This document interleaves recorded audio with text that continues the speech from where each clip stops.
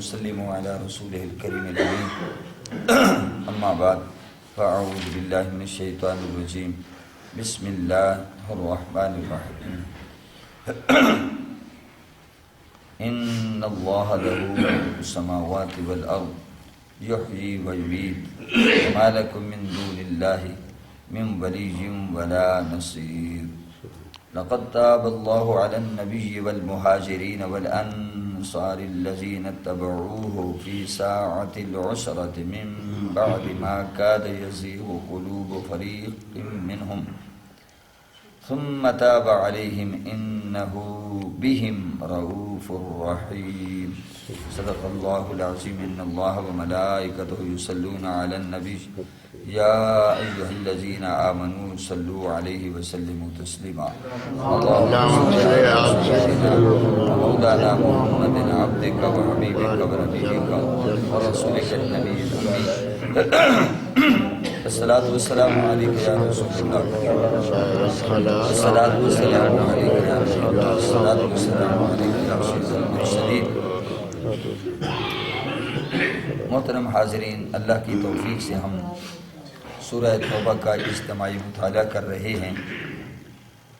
چنانچہ ارشاد ہوا ان اللہ لہ ملک السماوات والارض، بے شک اللہ، فرمایا اسی کے لیے ہے آسمانوں اور زمینوں کی بادشاہی، یعنی اللہ تعالیٰ ہی کے لیے ہے ساری بادشاہی آسمانوں اور زمین کی۔ یحیی و یمیت، وہی زندہ کرتا ہے، و یمیت، اور وہی مارتا ہے، موت و حیات اسی کے قبضہ میں ہے۔ وما لکم من دون اللہ من ولی ولا نصیر، اور نہیں ہے تمہارے لیے اللہ کے سوا کوئی حامی اور نہ کوئی مددگار، ہر حال میں مصائب و آلام میں وہی مدد فرماتا ہے اور وہی مشکل کشا ہے، وہی حاجت روا ہے۔ جب انسان بری طرح پھنس جاتا ہے، کسی دلدل میں دھنس جاتا ہے، تو پھر نظریں اسی کی طرف اٹھتی ہیں، مولا میں بے یار و مددگار ہوں، کوئی میرا غم گسار نہیں ہے، اگر یار و مددگار ہے تو تو ہی ہے، تو ہی مجھے اس مشکلات سے نکال سکتا ہے۔ کیا ہی اچھا ہو کہ انسان پہلے سے ہی اپنے رب سے تعلق بندگی مضبوط کر لے، تاکہ کہیں بھی مشکلات آئیں تو اللہ پاک مہربانی فرما دے، جیسا کہ قرآن حکیم کی یہ آیت ہماری رہنمائی کرتی ہے اور اس حقیقت کو بیان کرتی ہے کہ وَمَن يَتَّقِ اللَّهَ يَجْعَلْ لَهُ مَخْرَجًا، فرمایا جو اللہ سے ڈرے، اللہ کا تقوی اختیار کرے، یجعل لہ مخرجا، تو اللہ نکلنے کا راستہ پیدا کر دے گا، کہیں بھی وہ مشکلات میں گھر جائے گا، کسی بھنور میں آ جائے گا، کسی گرداب میں آ جائے گا، تو اللہ پاک اسے نکلنے کا راستہ دے دے گا، پیدا کر دے گا، وہ نکل جائے گا۔ اور دوسرا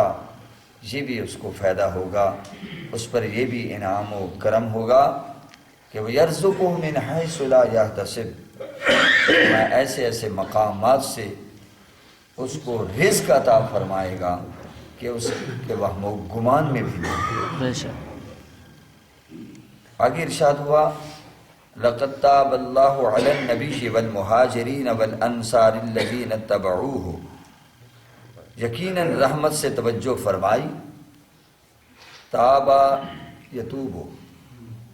جب توبہ کی نسبت اللہ کی طرف ہو، لفظ توبہ کی، اب ظاہر ہے اللہ تو گناہوں سے پاک ہے، اس وقت معنی بدل جائیں گے، بندے کی طرف نسبت ہو تو معنی اور، اللہ کی طرف نسبت ہو تو معنی اور ہوں گے۔ یعنی بندہ تو گناہوں کی معافی کے لیے اللہ کی طرف رجوع کرے گا، اور اللہ اپنے بندوں کی طرف جو رجوع کرے گا وہ رحمت فرمانے کے لیے، معاف فرمانے کے لیے کرے گا۔ فرمایا یقیناً رحمت سے توجہ فرمائی اللہ تعالی نے اپنے نبی پر اور مہاجرین پر اور انصار پر جنہوں نے پیروی کی تھی فی ساعات العسرۃ، فرمایا نبی کی پیروی کی مشکل گھڑی میں، من بعد ما کاد یزیغ قلوب فریق منہم، اس کے بعد کہ قریب تھا کہ ٹیڑھے ہو جائیں دل ایک گروہ کے ان میں سے، ثم تاب علیہم، پھر رحمت سے توجہ فرمائی، انہ بہم رؤوف الرحیم، بے شک وہ ان سے بہت شفقت فرمانے والا ہے، رافت فرمانے والا ہے، رحم فرمانے والا ہے۔ محترم حاضرین، یہاں فرمایا جا رہا ہے کہ یقیناً رحمت سے توجہ فرمائی، اللہ پاک نے اپنے نبی پر، مہاجرین و انصار پر جنہوں نے اپنے نبی کی پیروی کی سخت مشکل گھڑی میں، یہ لفظ ساعت العسرہ یہ قابل غور ہے۔ اسرہ کے معنی ہیں تنگی، جیسے یسرا آسانی، اسرہ کے معنی ہیں تنگی اور شدت۔ ساعت اسرہ سے مراد کیا ہے؟ مفسرین فرماتے ہیں غزوہ تبوک کا زمانہ ہے، جبکہ مسلمان طرح طرح کی مشکلات میں گھرے ہوئے تھے، سخت گرمی کا موسم تھا، سفر بھی بڑا طویل اور کٹھن تھا، بہت دشوار گزاریوں سے گزرنا پڑتا تھا، قیصر روم کے لشکر جرار سے بھی مقابلہ تھا، سواریوں کی بھی از حد قلت تھی، یہاں تک کہ 10 آدمیوں کے لیے ایک اونٹ تھا جس پر وہ باری باری سوار ہوتے۔ اب آپ اندازہ لگائیں کہ کس قدر انہیں مشکل کا سامنا تھا، راشن بھی کم تھا۔ ایسا وقت بھی آیا جب 2 آدمیوں کو صرف ایک کھجور پر رات دن بسر کرنا پڑا، اللہ اکبر، اور پانی بھی اتنا کم یاب تھا کہ سواری کے اونٹ ذبح کر کے ان کے پیٹ میں جو پانی ہوتا اس سے اپنی پیاس کو بہلایا کرتے۔ ایسے مشکل وقت میں منافقین کو تو جھوٹے بہانے بنا کر گھر بیٹھ ہی رہنا تھا۔ حالات کی سنگینی کی وجہ سے بعد مخلص جن کے ایمان میں کوئی شک نہیں تھا، جن کے اسلام کو کوئی مشکوک نگاہوں سے نہیں دیکھا جا سکتا تھا، وہ ظاہراً باطناً اسلام سے مخلص تھے، رسول کریم صلی اللہ تعالی علیہ وسلم کی ذات سے وفادار تھے، لیکن ان کے دلوں میں بھی خیال پیدا ہوا بعد کے کہ وہ بھی شریک سفر نہ ہوں، لیکن اللہ کریم نے ان کے لڑکھڑاتے ہوئے قدموں کو مضبوط کر دیا اور ان کے دلوں سے اس شیطانی خیال کو، وسوسہ کو دور کر دیا، جیسا کہ قرآن پاک نے فرمایا من بعد ما کاد یزیغ قلوب فریق منہم، یعنی بعد اس کے کہ قریب تھا کہ ٹیڑھے ہو جائیں دل ایک گروہ کے ان میں سے، ثم تاب علیہم، پھر اللہ تعالی نے رحمت سے توجہ فرمائی تاکہ ان کے لڑکھڑاتے قدم جو ہیں وہ بھی مضبوط ہو جائیں۔ تو اللہ پاک نے کرم فرمایا، رحمت فرمائی، تو وہ بھی جہاد میں شریک ہوئے۔ انہی میں سے ایک مخلص مومن وفادار ابو خیثمہ بھی تھے۔ یہ بھی انتہائی مخلص مومن ہونے کے باوجود حضور صلی اللہ علیہ وسلم کے ہمرکاب جہاد پر روانہ نہ ہوئے۔ ایک روز جب دوپہر کے وقت اپنے گھر آئے اور دیکھا کہ ان کی دونوں بیویوں نے اپنے اپنے چھپڑ کے نیچے چھڑکاؤ کیا ہوا ہے، ٹھنڈے پانی کی سراہیاں رکھی ہوئی ہیں اور لذیذ اور مزیدار کھانا بھی تیار ہے، تو کچھ سوچ کر دہلیز پر رک گئے اور اپنے دل سے کہنے لگے صد حیف، اللہ تعالیٰ کا محبوب تو چلچلاتی دھوپ اور گرم لو میں سفر کی تکلیفیں برداشت کر رہا ہو،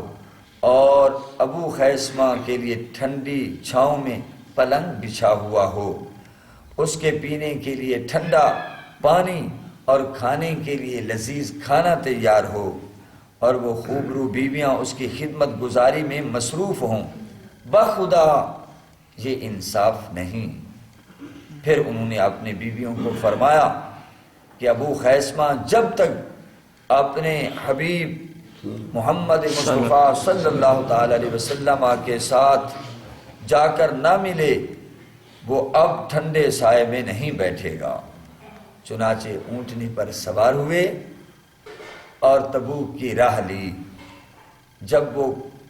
کچھ نزدیک پہنچے، سفر بھی بہت طویل تھا، اللہ اکبر، تو بہت طویل سفر کرنے کے بعد جب نزدیک پہنچے تو صحابہ کرام نے عرض کی، یا رسول اللہ، یہ دور سے جو سوار آ رہا ہے لگتا ہے یہ ہماری طرف ہی آ رہا ہے،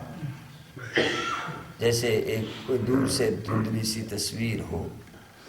تو حضور علیہ الصلوۃ والسلام نے فرمایا یہ ابو خثیمہ ہی ہو سکتا ہے۔ تو آپ کی زبان حق بیان سے نکلا،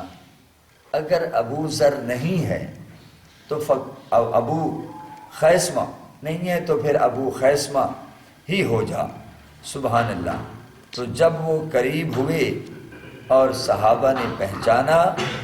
تو سبحان اللہ، تو عرض کی واللہ ہوا ابو خیثمہ، یہ تو حضور بخدا یہ تو ابو خیثمہ ہی ہے۔ سبحان اللہ اکبر۔ تو انہوں نے حاضر خدمت ہو کر اپنا قصہ عرض کیا کہ حضور اس طرح کا معاملہ ہوا میرے ساتھ۔ تو حضور بہت خوش ہوئے اور ان کے لیے دعا دی۔ سبحان اللہ۔ حضور سے محبت ہو تو ایسے، پیار ہو تو ایسا کہ گھر میں ماحول ہے، بھوک بھی لگی ہوئی ہے، ٹھنڈا پانی بھی ہے، کھانا بھی تیار ہے، لیکن ادھر محبوب کی طرف خیال جو پڑتا ہے، کہتے ہیں یہ انصاف نہیں ہے۔ اے ابو خیثمہ ذرا سوچ صحیح، تیرا محبوب گرم